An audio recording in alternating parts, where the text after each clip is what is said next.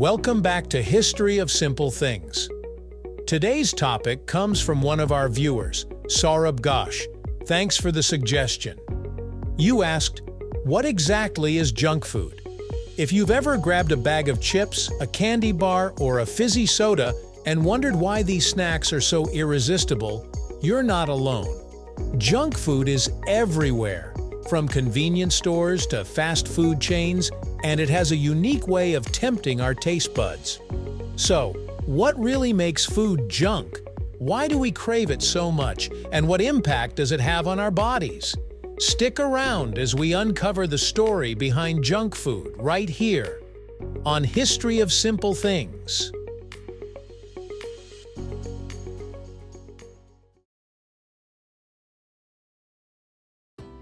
Junk food, at its core, refers to food that's high in calories but low in nutritional value.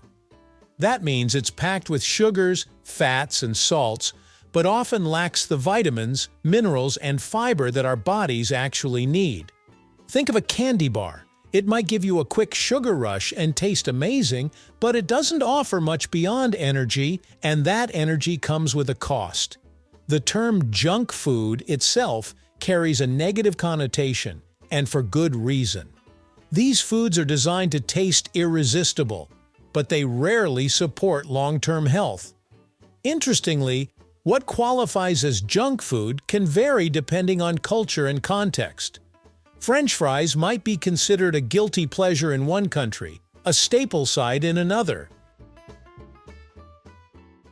One reason junk food feels so hard to resist is how our brains are wired. Humans have evolved to crave high-energy foods.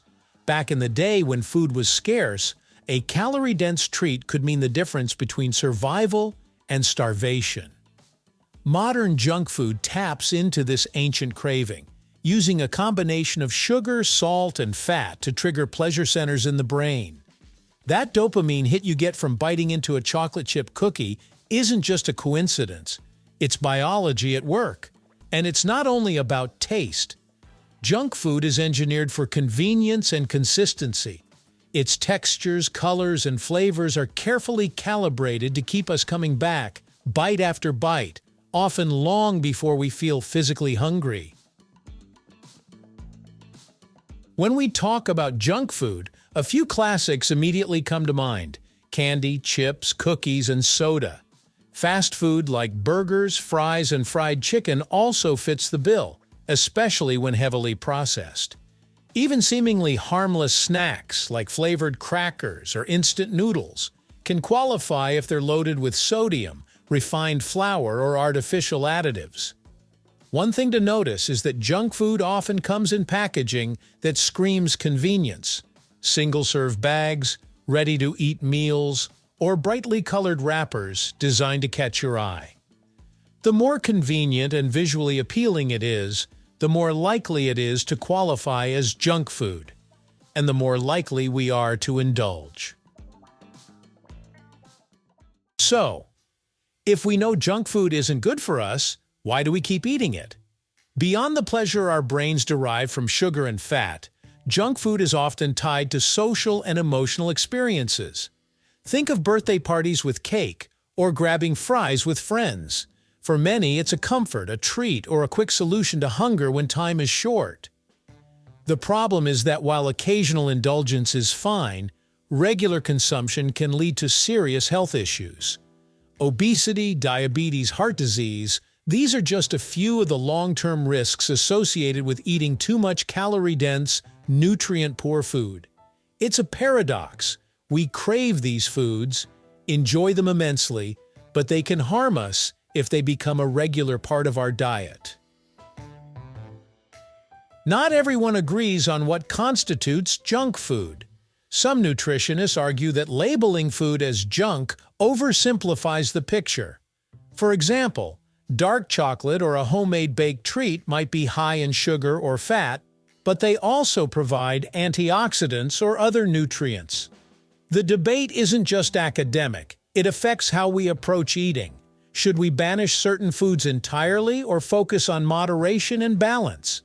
Most experts lean toward the latter, emphasizing that food should be seen in context. Occasional indulgence is perfectly acceptable, but the key is ensuring that nutrient-rich foods, fruits, vegetables, whole grains, lean proteins, make up the majority of your diet. Junk food isn't just a personal choice, it's an industry. The global food industry spends billions every year researching flavor combinations, packaging, and marketing strategies to keep people buying. From fast food chains to snack manufacturers, the goal is simple: make food irresistible, affordable, and convenient. This has led to some interesting trends, like ultra-processed meals that require almost zero preparation, or snacks specifically designed to be crunchy and salty for maximum satisfaction. It's a reminder that our love for junk food isn't entirely natural. It's encouraged and amplified by clever marketing and product design. At the end of the day, junk food is defined less by any single ingredient and more by its overall impact on health.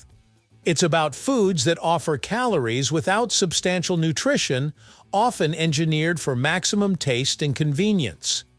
Understanding why these foods are appealing and why they can be harmful gives us the power to make more conscious choices.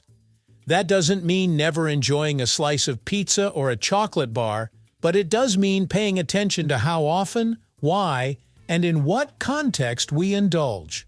When we think critically about what we eat, we take a small but meaningful step toward a healthier relationship with food, without giving up the pleasures that make life delicious.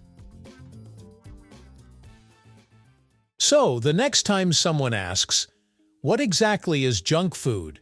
you'll have a clear answer. It's food designed to taste irresistible, but often lacks the nutrients our bodies truly need. Understanding this distinction can change the way we approach our meals, our snacks, and even our grocery aisles. And maybe, just maybe, it will help us enjoy our treats more mindfully, knowing exactly what we're putting in our bodies. Thank you for watching. If you have suggestions for our next video, feel free to share them in the comments below.